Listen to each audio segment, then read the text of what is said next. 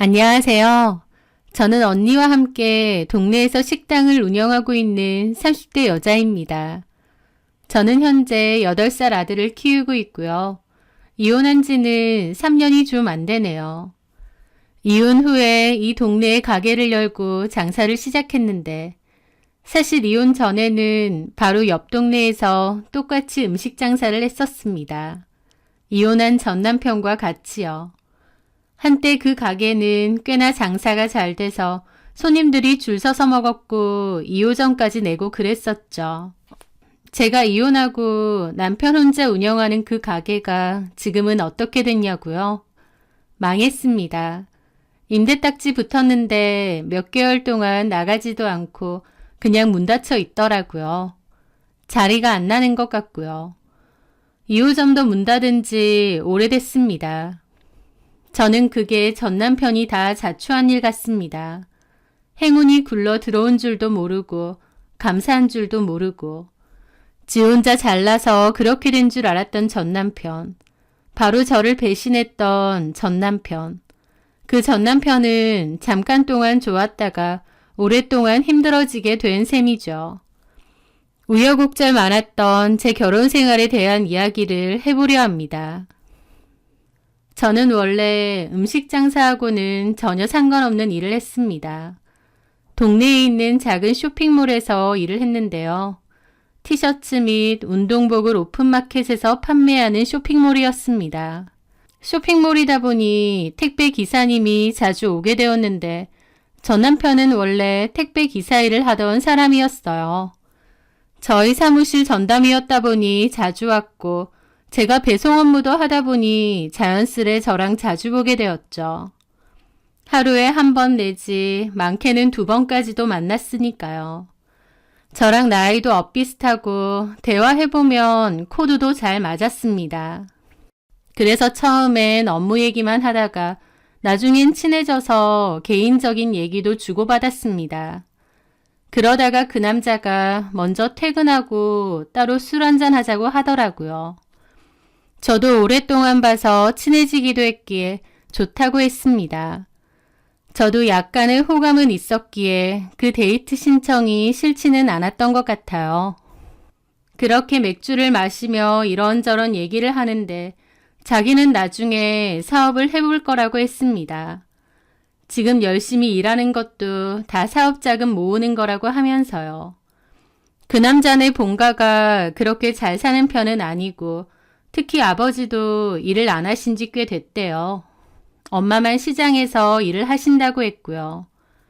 남동생이 하나 있는데 공부를 잘하는 편이었고 현재 공무원 시험 준비를 한다고 했습니다. 자기가 집안의 장남이기 때문에 늘 책임감이 있고 어깨가 무겁다고 하더라고요. 책임감이 강하고 가족에 대한 사랑이 커 보이는 사람이라 그 사람이 좀 더 진중해 보이고 괜찮아 보였습니다. 그 남자는 자기는 요식업 관련 사업을 할 거고 그걸로 돈을 많이 벌어서 가족들 도와주고 싶다고 했습니다. 그리고 더불어 결혼하면 자기 와이프한테는 고생 안 시키고 손에 물 한 방울 안 묻히고 살게 해주고 싶대요. 그러면서 하는 소리가 저더러 자기 어떠냐고 하면서 진지하게 교제를 해보자고 하는 겁니다. 저처럼 생활력이 강하고 야무진 여자가 자기 이상형이라고 하면서요. 갑작스러운 고백에 당황하기도 했는데 그 말을 하는 그 남자의 눈빛이 너무 진지하더라고요. 아, 이 사람의 말이 진심이구나. 나에 대한 마음이 꽤나 확실하구나 느껴졌달까요? 그렇게 저도 그 남자의 마음을 받아들이게 되고 연애를 시작했습니다. 저는 그 남자가 목표를 가지고 열심히 사는 게 좋았어요. 책임감 있고 성실하고 결혼 상대자로서 괜찮은 사람인 것 같다고 느껴졌고요. 그렇게 연애를 1년 정도 하다가 제가 혼전 임신을 하게 되었습니다. 그 남자나 저나 둘 다 생각지 못한 임신이긴 했지만 어쨌든 결혼은 하려고 했었기에 괜찮았습니다. 다만 그 남자가 사업하려고 모은 돈이 있었는데 그 돈은 결혼 비용으로 들어가야 했습니다.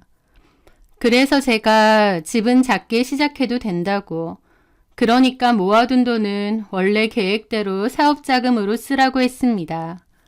그리고 제가 모아둔 돈이 4천만 원 정도 있었기에 남편 돈과 합쳐서 작은 전셋집 하나를 구하게 되었죠. 방 하나에 거실 하나 딸려있는 작은 집이었지만 그래도 신혼이라서 마냥 행복하고 좋더라고요. 남편은 결혼 후 1년 정도 뒤에 자기 가게를 열었습니다. 그리고 그맘때 시동생은 드디어 공무원 시험에 합격을 하게 되었죠.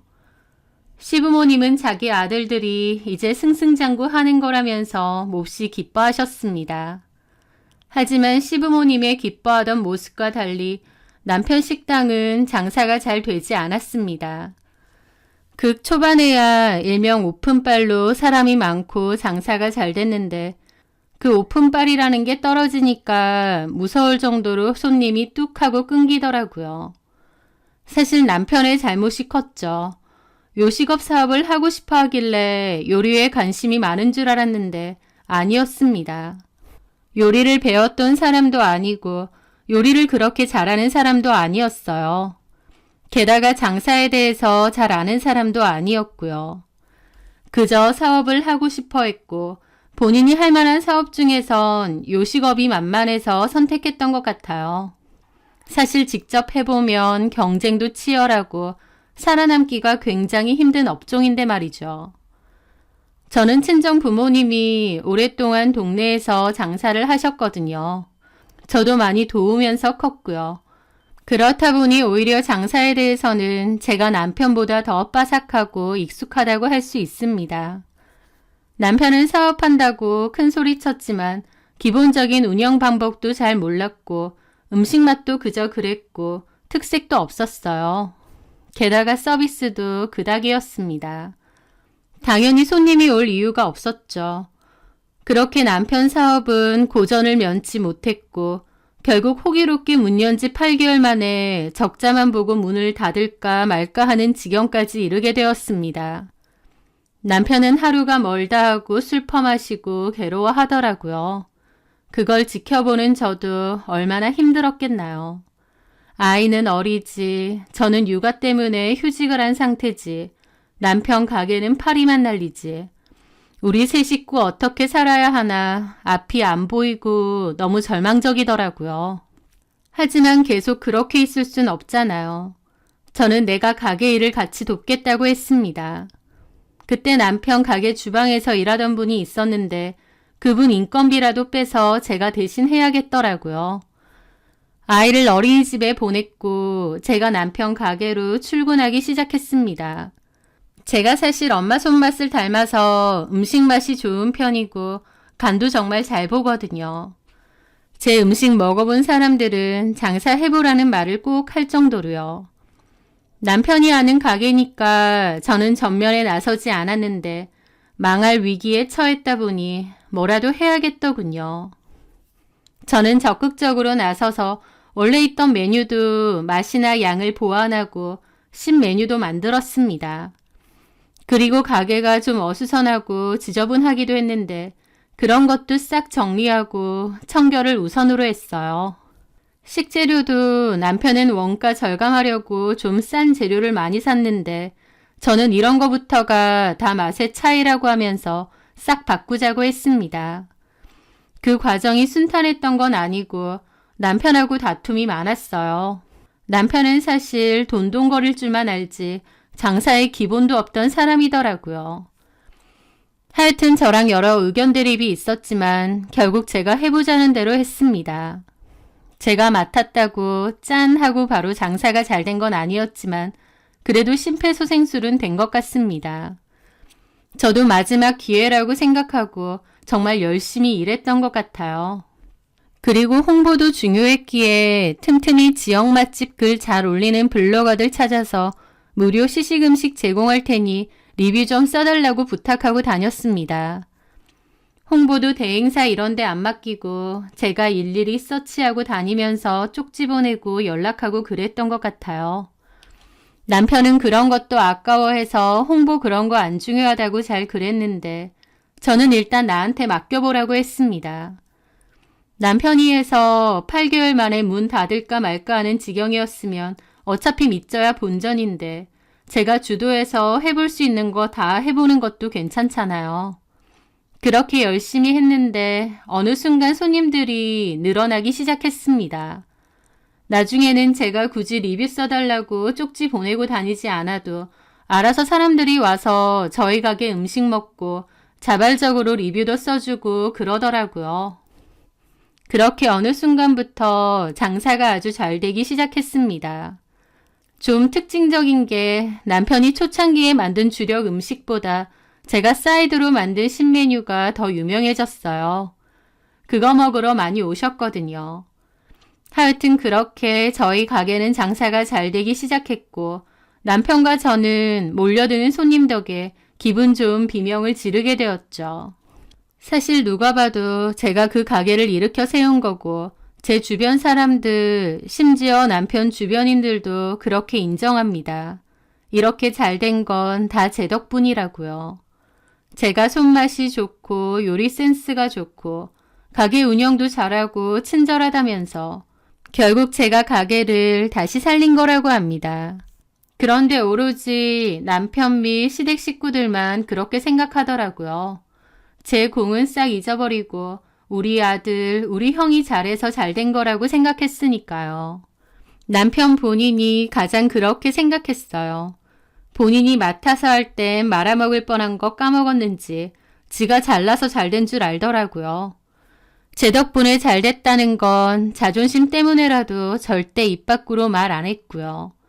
좀 황당하지만 상관은 없었습니다. 어차피 한 가족인데 잘 됐으면 그만이지 누구 덕이고 누구 덕이고 할 필요는 없다고 생각했거든요. 어쨌든 저희 가게는 장사가 잘 됐고 그때부터 돈이 벌리기 시작했습니다. 그전에는 월세도 내기 힘들 정도였는데 어느 순간부터 돈이 훅훅 들어오기 시작하더라고요. 그렇게 돈이 들어오기 시작하니 다 좋을 것 같았지만 아니었습니다. 오히려 남편과 제가 다투는 일이 많아졌거든요. 왜냐면 남편은 돈이 잘 벌리기 시작한 때부터 시댁에 돈을 퍼주기 시작했습니다. 당연히 돈 잘 벌면 양가 부모님들이나 가족들에게 베풀면 좋죠. 저도 그런 걸 뭐라고 하는 게 아닙니다. 문제가 되는 건 남편이 정말 도가 지나칠 정도였다는 거죠. 시부모님 필요한 가전제품을 본인이 나서서 바꿔주고 용돈 턱턱 드리고 갑자기 막 허세에 차서는 아버지, 차 바꾸실 때 안 됐어요? 막 그럽니다. 시아버지는 일도 안 하시고 어디 나가실 일도 없는데 차는 뭔 차인가요? 남편이 막 돈으로 허세를 부리는데 시부모님까지 좋아서 막 사달라고 그러세요. 저는 남편에게 우리가 장사가 잘 되긴 해도 무슨 부자도 아닌데 너무 과한 것 같다고 여러 번 그랬습니다. 그러면 남편은 거품 물고 저한테 따져요. 가족한테 쓰는 돈을 아까워하면 안 된다. 심보 그렇게 더럽게 쓰면 안 된다. 나는 이 집의 장남인데 내가 이제 돈 좀 벌어서 가족들에게 나눠주려는 게 뭐가 문제냐 등등요. 근데 참 웃긴 게요. 지네 가족들한테는 신나서 돈 뿌리고 다니면서 저희 친정 식구들한테는 얼마나 야박했는지 아시나요? 제가 건조기를 써보니까 너무 좋아서 저희 부모님한테도 건조기를 한 대 사드리고 싶더라고요. 그 전에 시부모님네는 냉장고도 바꿔드리고 청소기도 새로 사드렸거든요. 그러니까 저도 저희 부모님께 뭘 해드리고 싶기도 했던 거죠. 여보, 나 엄마 아빠 선물로 건조기를 한 대 사드릴까 하는데. 그런데 제 말에 남편이 인상을 팍 구기는 겁니다. 처가댁에 건조기? 써보니까 좋더라고. 엄마도 맨날 장사하시느라 바쁘셔서 집안일 잘 못하시는데 건조기 있으면 좋잖아. 한 대 사드리려고. 얼마 하는데? 제가 가격을 말했더니 남편은 눈이 어디까지 커지더라고요. 그렇게 비싸? 원래 그 정도 해. 우리 집 것도 그 정도 줬어. 너무 비싸잖아. 무슨 그리고 건조기라는 게 꼭 필요한가? 아니, 요즘 사람들 참 별거 다 필요해. 빨래야 그냥 널어놓으면 잘 마르는데 뭐하러 건조기까지 써? 괜히 옷감 상하고 안 좋지. 우리도 쓰고 있어. 잘 쓰고 있잖아. 옷감 너무 상하던데. 장모님도 썩 안 좋아하실 것 같은데. 저는 그 말에 기분이 확 상하더라고요. 지네 부모님 냉장고며 청소기는 묻지도 따지지도 않고 턱턱 사들이더니 저희 부모님 건조기 하나 사들인다니까 궁시렁거리는 거예요. 당신 아주 웃긴다. 시댁에 냉장고 사주고 청소기 사준 건 잊었어? 아니, 그거는 고장이 났으니까 어쩔 수 없이 산 거고. 시댁에서 고장난 물건은 어쩔 수 없이 우리가 사주고 처가댁 거는 나 몰라라 해도 되는 거야? 이건 아니지. 나 건조기 살 거야. 나도 당신이랑 똑같이 일하는데 내가 왜 당신 허락을 맡아? 그 말에 남편은 저를 노려보더라고요. 그러더니 지가 더 화났다는 듯 쿵쿵거리면서 아, 마음대로 해. 사면 되지 나한테 묻기는 왜 물어? 돈이 썩어나네 아주 그냥. 그러면서 자리를 뜨는 겁니다. 기가 막혔죠. 지네 집에 퍼주는 건 당연한 거고 저희 친정에 뭐 하나 사는 건 돈이 썩어나는 건가요? 얼마나 열받던지요. 저는 그 일 이후로 남편에게 그랬습니다. 똑같이 일하는데 이건 아닌 것 같다고요. 나도 너무 빈정상한다고 말이죠. 그러면서 보는 돈을 공평하게 나누자고 했습니다. 남편은 거품 물고 이 가게가 자기 건데 왜 반으로 나누냐 그랬고 그럼 나는 더 이상 출근 안 한다고 했습니다. 음식 전반을 제가 도맡아 관리하는데 어디 혼자서 해보라고요. 남편은 제가 없으면 안 되긴 하니까 일단 알겠다고 했고 수입의 지분을 나누기로 했어요. 그러면서도 저보고 궁시렁대면서 돈에 미쳤다느니 가족끼리 지독하다느니 그러더라고요. 진짜 지독한 인간이 누군데 말이죠. 그때 일을 기점으로 남편과 저는 사이가 몹시 안 좋아졌습니다. 돈이 없을 땐 그래도 서로 의지하고 다독여주고 그런 게 있었는데 오히려 장사가 잘 되고 돈이 잘 벌리면서 네 돈 내 돈 하게 되면서 사이가 엄청 안 좋아진 거죠. 그러던 와중 시동생은 결혼을 하게 되었어요. 공무원 합격한 지 3년이 안 돼서 하는 결혼이었죠. 시동생과 결혼한다는 동서는 이름이 나희경이었고 굉장히 미인이더라고요. 시동생 말로는 지역 미인대회 출신이라고 했습니다. 키도 크고 피부도 좋고 예쁘더라고요. 시동생은 미인 아내를 얻었다는 생각에 몹시 신나 보였고요. 하여튼 그렇게 시동생도 결혼을 하게 되었고 남편은 시동생에게 1,000만 원 정도를 해주고 싶다고 했습니다. 자기가 장남인데 동생 장가 갈 때 그 정도도 못 해주겠냐고요. 좀 과하긴 하지만 워낙 장남 거리는 사람이다 보니 알겠다고 했습니다. 시동생은 결혼을 했고 신혼집에 갔는데 꽤 좋은 아파트더라고요. 물론 전세기는 한데 거기는 전세금도 꽤 비싼 걸로 알거든요. 취업한 지 3년이 안 됐고 또 공무원 월급이라고 해봤자 뻔한데 이런 집을 굳이? 놀랐습니다. 시댁도 도움을 줄 수 있는 형편이 아니라는 걸 누구보다 잘 알았고요. 남편 말로는 다 대출이라면서 앞으로 죽어라 갚아야 된다고 하길래 굳이 무리해서 그렇게 대출을 많이 하나 싶었지만 그냥 그러려니 했습니다. 그런데 나중에 알고 보니까요. 그게 아니더군요. 남편이 시동생에게 무려 5천만 원 가량을 해준 겁니다. 저 몰래 대출까지 받아서 말이죠. 이게 말이 되나요?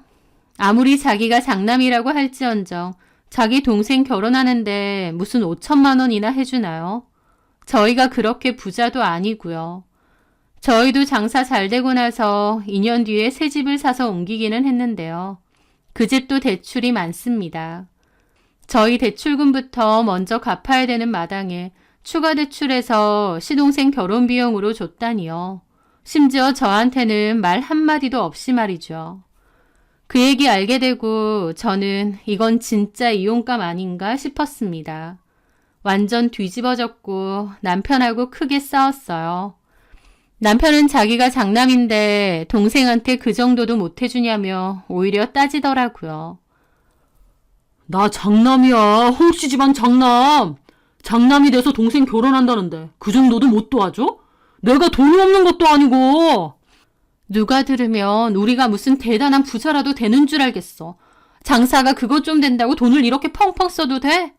시동생 결혼하는데 5천만 원이라니. 우리 집 대출도 다 못 갚았는데. 아, 장사 잘 되겠다. 금방 벌어서 갚으면 될 거 아니야.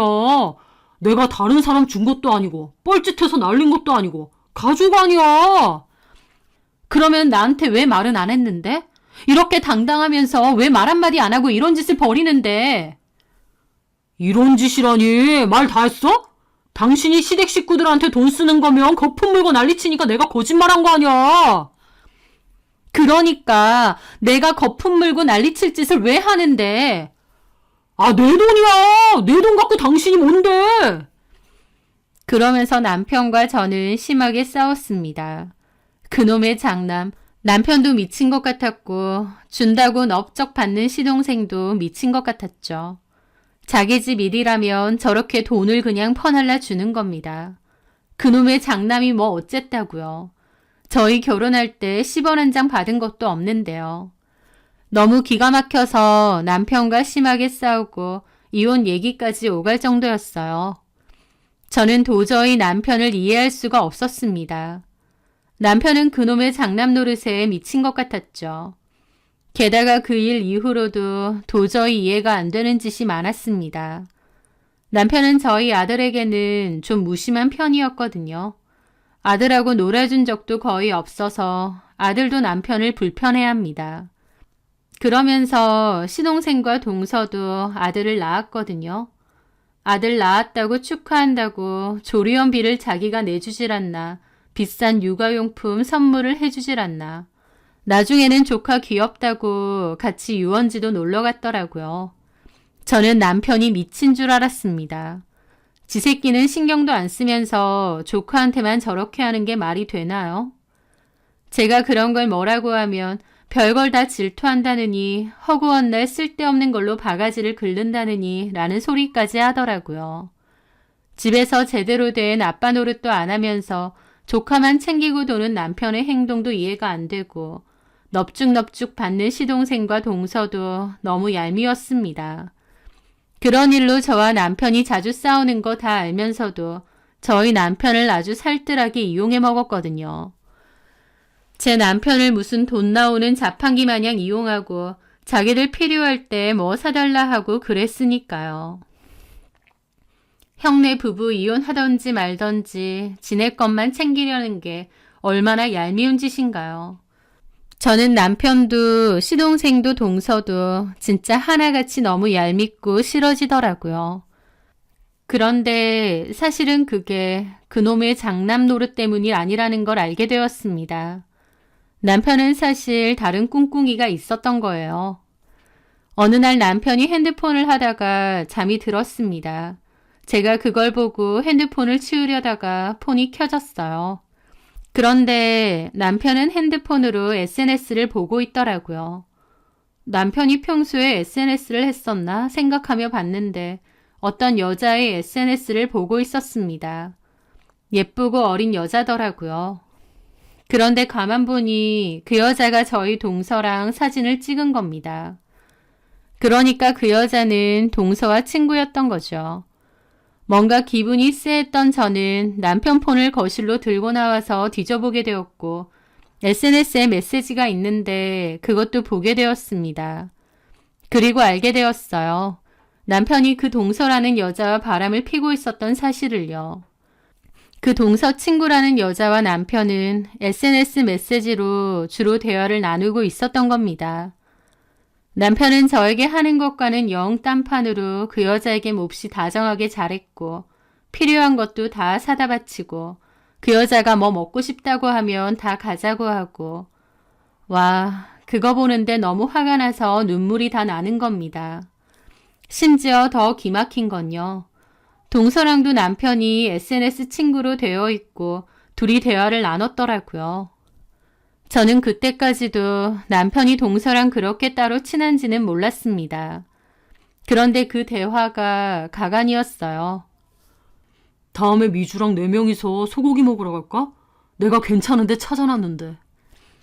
미주랑 둘이 가세요. 다 같이 가면 재밌잖아. 내가 낼게. 실컷 먹어. 알겠어요. 미주한텐 직접 얘기하세요. 어, 근데 미주한테 목걸이 사주셨어요? 어, 비싼 거던데. 얼마 했어요? 500인가 줬는데. 미주가 완전 좋아하던데요? 자랑하고 난리 났어요. 부럽게.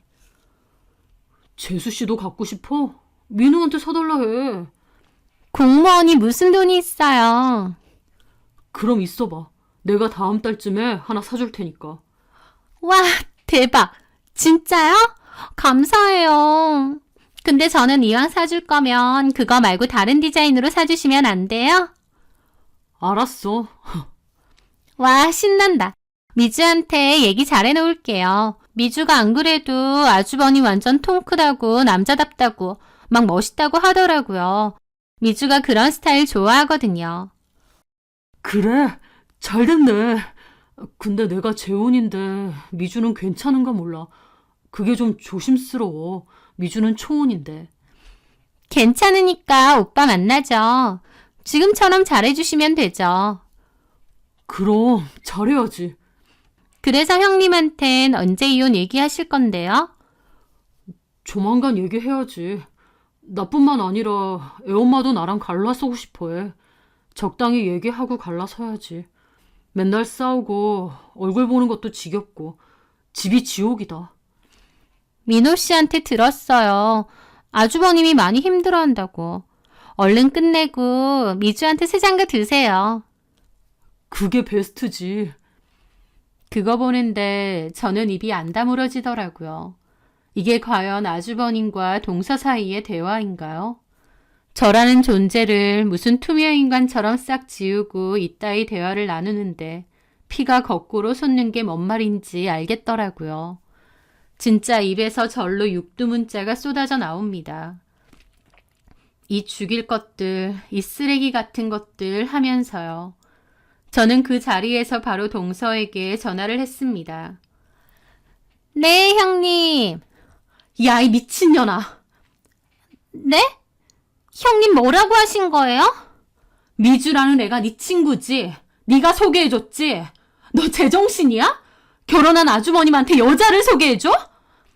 제 말에 동서는 대답이 없더라고요. 제가 모든 걸 다 알았다 보니 지도 움찔했겠죠. 그러더니 형님, 화나신 건 알겠는데요. 엄밀히 말해서 제가 소개해드린 거 아니에요. 뭐라고? 네 친구 아니야? 제 친구 맞는데 소개는 아주버님이 해달라고 해서 해드린 거라고요. 야, 이 미친년아. 소개해달란다고 소개를 해주니? 너 돌았니? 형님, 저한테 왜 욕을 하세요? 아주버님한테 따지세요. 네 친구년 소개해주고 이제껏 돈 받아 처먹은 거야? 500만 원짜리 목걸이도 받고? 이거 완전 꽃뱀 같은 년이네? 뭐라고요? 미치셨어요? 아주버님이 먼저 소개해달라고 집요하게 그랬거든요? 지 남편 간수 못하고 왜 남한테 화풀이하고 지랄이야? 그러면서 전화 끊더라고요. 진짜 거품 물 것 같은 기분이었죠. 기본도 상식도 없는 미친 것들이구나 싶더라고요. 제 욕설에 잠이 깬 남편이 나왔고 저는 달려가 남편 싸대기를 있는 대로 날렸습니다. 남편이 미쳤느냐고 고함 지르고 저는 남편 면상에 핸드폰 집어던졌어요. 미주, 새 장가, 너 돌았니? 남편도 기함하더라고요. 어떻게 알았어? 야, 이 미친놈아. 너 제정신이야? 네가 총각이야? 마누라에 애까지 딸린 놈이 뭐가 어째? 나 이거 그냥 못 넘어가. 동서 그년도 한패고 네 동생도 한패네. 네 동생 공무원이지? 나 이거 가만 안 둬. 다 공론화 시킬 거야. 너랑 네 가족들 내가 다 끝장낼 거야. 그리고 그 미중과 뭔가 하는 년도 찾아내서 가만 안 둬. 제가 흥분해서 날뛰자 남편이 진정을 하라고 고함을 지르고 진짜 생 난리가 따로 없었습니다. 하여튼 저는 이혼을 할 때 하더라도 절대 그냥 넘어갈 생각이 없었어요. 시동생 일하는 공공기관에도 다 알릴 거고 남편이랑 그 미주라는 여자에게 상간소송도 할 거고 시동생과 동서에게도 위자료 소송 건다고 했습니다. 제가 이렇게 나오자 그제야 아차 싶었는지 남편과 동서, 시동생이 저희 집 찾아와서 잘못했느니 어쩌느니 그러더라고요. 저는 웃기지 말라고 사람을 아주 개호구로 봤나 본데 나도 절대 못 넘어간다고 했습니다. 저는 제가 말한 대로 소송을 진행하기 시작했어요. 그리고 시동생이 일하는 공공기관에도 알리고 공론화를 시키려고 했는데 남편이 다시 찾아와서 빌더라고요. 다른 위자료 소송은 알겠는데 제발 소문은 내지 말아달래요. 지 동생 힘들게 들어간 곳인데 잘리면 안 된다고요. 동생 생각하는 심정이 눈물 나네. 아주 대단한 우애야. 네 동생은 형이 바람피는 거 모른 척하고 아니 부채질하고 아주 대단한 형제야. 내가 다 잘못했어. 근데 우리 이미 사이 오그러졌잖아. 그래서 네가 바람핀 게 정당화돼? 그리고 애초에 왜 어그러졌는데 네가 바람피고 마음이 콩박가 있으니까 그런 거잖아. 나랑 이혼하고 그 미주라는 년하고 재혼하려고 했으니까. 그러니까 네 마음대로 행동하고 나한테 시비 걸고 애는 나 몰라라 하고 그따위로 나왔던 거네. 네가 인간이야? 그래, 내가 쓰레기고 내가 다 잘못했다. 위자료도 내가 항소 안 할게. 할 게 없지. 네가 항소할 게 뭐 있는데. 여튼 내가 다 달게 받을게. 근데 소문은 내지 말아줘. 남편은 지 동생을 싸고 도는데 참 기가 막히더라고요. 지 동생을 너무 아껴서 그런다기보다 그 와중에도 저랑 이혼하고 동서한테 여자 소개받아야 되니 시동생네와 사이좋게 지내려는 것 같았습니다. 남편은 지금 있는 집을 저에게 넘기겠다고 했습니다. 대출을 3분의 2 정도 갚은 상태였고 집 시세는 4억 5천이 조금 넘었습니다.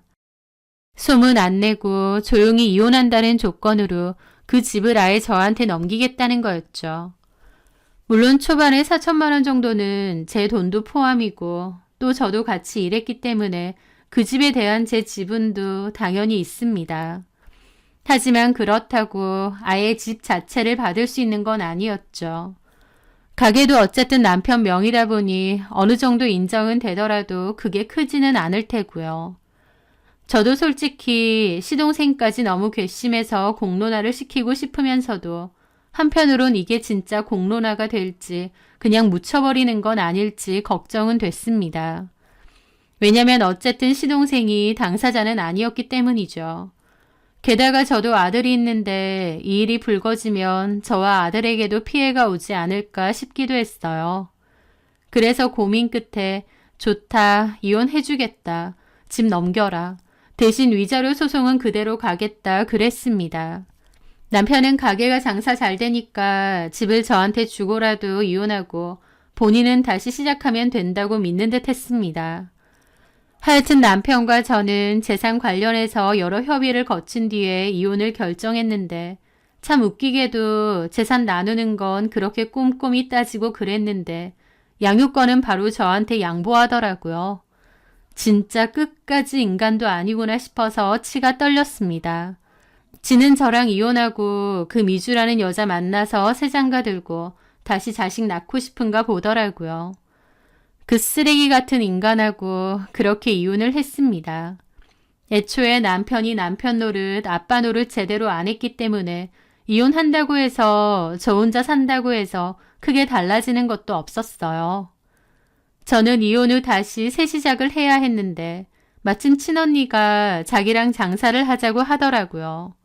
사실 그때 그 가게도 제 덕분에 잘 된 거 아니냐면서요. 그렇게 저는 남편과 상간녀, 시동생 내서 받은 위자료를 미천으로 옆 동네에서 장사를 시작했습니다. 저희 언니도 부지런하고 싹싹한 사람이었고 둘 다 심기일전해서 열심히 일했다 보니 꽤 빠르게 자리를 잡았던 것 같아요. 이혼의 아픔을 느낄 것도 없이 바쁘고 정신없이 일했습니다. 그러다가 남편 소식도 듣게 되었어요. 저랑 이혼하고 남편 놈은 신났겠죠. 레시피야 제가 다 놓고 갔으니 그대로 하면 장사도 계속 승승장구일 거고 지긋지긋한 저 내치고 예쁘고 어린 여자랑 재혼도 하고요. 그런데요. 나쁜 놈이 잘 먹고 잘 살면 안 되잖아요. 저랑 이혼하고 마치 운이 끊긴 것 마냥 남편은 곤두박질 치기 시작했습니다. 그런데 그 곤두박질도 결국 남편이 자초한 거예요. 왜냐면 남편은 저랑 이혼하고 제가 가게를 나가고 나서 원가 절감을 하고 싶었는지 재료부터 싸구려로 바꾼 것 같더라고요. 음식량도 줄이고요. 주방을 책임지던 제가 나갔기 때문에 맛도 가뜩이나 달라졌는데 식재료도 안 좋아지고 양도 줄고 또 저는 가게의 청결을 굉장히 중요시해서 무조건 주방 마감 청소하고 출근하면 홀 청소 꼼꼼하게 하고 바닥 미끄러지지 않게 물 청소 수시로 하고 그랬거든요. 남편은 청결하고 거리가 먼 사람이었기에 가게도 지저분 어저분하게 유지가 되었습니다. 초반에야 제가 빠지든 말든 장사는 똑같이 잘 됐겠죠. 오던 손님들도 있고요. 하지만 한 달, 두 달 시간이 좀 흐르면 손님들이 귀신같이 알고 재방문 안 합니다. 맛도 변했고 양도 줄었고 가게도 지저분하더라. 서비스도 별로고 친절하지도 않더라 하면 더 이상 거기 갈 필요가 없으니까요. 게다가 남편은 그 미주라는 여자한테 꽂혀서 새장가 될 생각에 신났으니 가게 운영은 나 몰라라 하고 그냥 직원들한테 맡겨놓고 또 저한테 위자료 주고 집까지 줬으니 지도 돈을 열심히 모아야 되잖아요. 음식 퀄리티 생각 안 하고 저렴한 재료마저도 아끼고 그러니까 거의 썰물처럼 손님들이 빠져나간 듯 했습니다. 오랫동안 오던 손님들도요. 그 가게 단골로 있다가 우연히 저희 가게에 온 손님도 있었는데요. 그 손님이 그러시더라고요. 맛 변했다고. 오래된 단골 손님들이 전남편에게 진심 어린 충고도 해줬는데 전남편은 듣지도 않더라면서요. 단골 손님들이 어렵게 하는 얘기는 정말 귀담아 들어야 되거든요. 보석보다 값진 얘기입니다. 가게 잘 되라고 해주시는 말이니까요.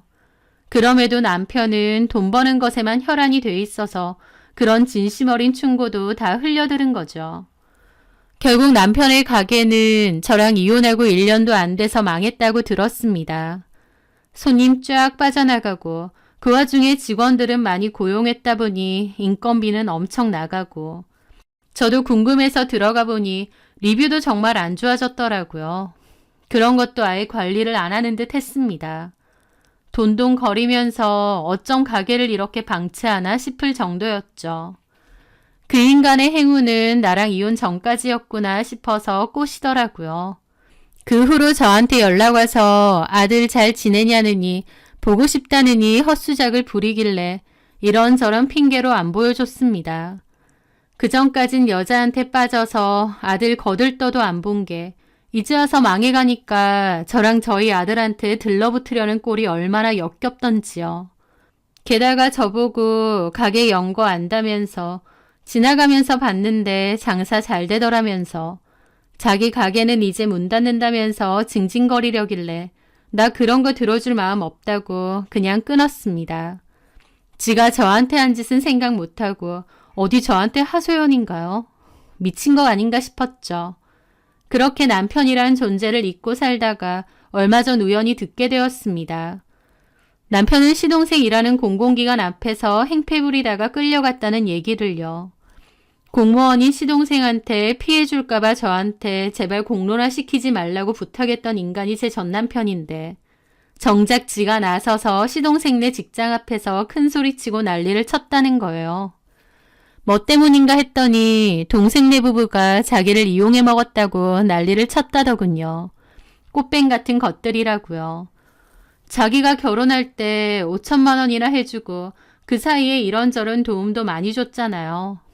그게 다 동서 친구인 미주라는 여자랑 잘해보려고 했던 것 같은데 남편 사업이 망하니 미주라는 여자랑의 재혼도 물거품 된 것 같고 심지어 그 여자는 다른 남자랑 결혼한다고 했다더군요. 그 사실에 전 남편이 시동생과 동서에게 따졌는데 시동생과 동서가 모른 채 하고 전 남편을 피했답니다. 전 남편 사업 망하고 돈이 없어지니 시동생과 동서도 안면 몰수한 거죠. 동생과 동생 와이프에게 이용당했다는 생각에 눈이 뒤집힌 전 남편은 동생 직장 앞에 가서 그 난리를 쳤던 거고요. 덕분에 시동생네 직장에도 소문 다 난 것 같더라고요. 그 얘기를 듣는데 알아서 자멸하는 그 꼬라지가 어찌나 통쾌하고 우습던지요. 망해가던 지 가게에 심폐소생술 해주던 저를 은인이 아니라 천덕꾸러기 취급하던 남편놈. 급기야 저 버리고 다른 여자랑 새살림 차리려고 했지만 결국 전 남편은 모든 것을 다 잃고 한심하고 불쌍한 꼬라지가 되었죠. 사람은 살면서 누구나 기회와 은인이 찾아온다고 하는데 그걸 잘 알아보고 감사하고 귀중하게 생각하는 것도 중요한 것 같아요. 어쨌든 남편에게는 제가 가게를 성공으로 이끌어주고 돈도 많이 벌게 해준 1등 공신이었는데 남편은 그런 저에게 고마워하기는커녕 내치려고 하다가 결국 저렇게 쫄딱 망했잖아요. 남편 스스로가 본인 인생 셔터문 닫은 게 아닌가 싶습니다. 그 미주라는 여자 결혼할 때 결혼식 깽판도 칠 거라고 으름장을 놨다는데 저는 제발 거기 가서 깽판도 어디 쳤으면 좋겠네요. 그저 그것들 다 같이 망하는 거 팝콘이나 먹으면서 지켜볼랍니다. 책임감과 성실함 하나 믿고 결혼했는데 결혼해보니 전혀 아니었던 전 남편. 그런 전 남편은 제 인생에서 지우고 야무지게 보란듯이 잘 살기 위해 노력하려고 합니다. 제 사연 들어주셔서 감사합니다.